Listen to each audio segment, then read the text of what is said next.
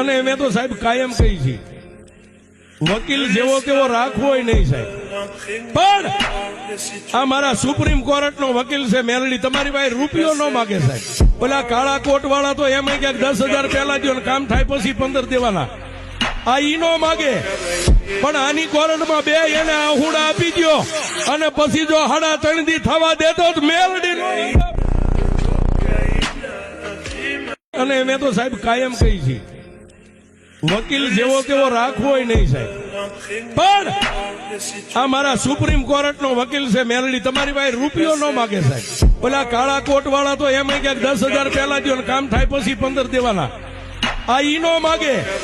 પણ આની કોર્ટમાં બે એને આહુડા આપી દો અને પછી જો 3.5 દી થવા દેતો તો મેલડી નો.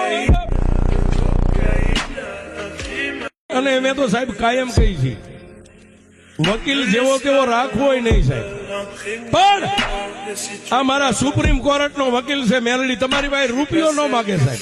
પેલા કાળા કોટ વાળા તો એમ ક્યાંક 10,000 પહેલા દો કામ થાય પછી 15 દેવાના, આ ઈ નો માગે. પણ આની કોર્ટમાં બે એને આહુડા આપી દો અને પછી જો 3.5 દી થવા દેતો તો મેલડી નો. અને મેં તો સાહેબ કાયમ કહી છે વકીલ જેવો તેવો રાખવો નહીં સાહેબ, પણ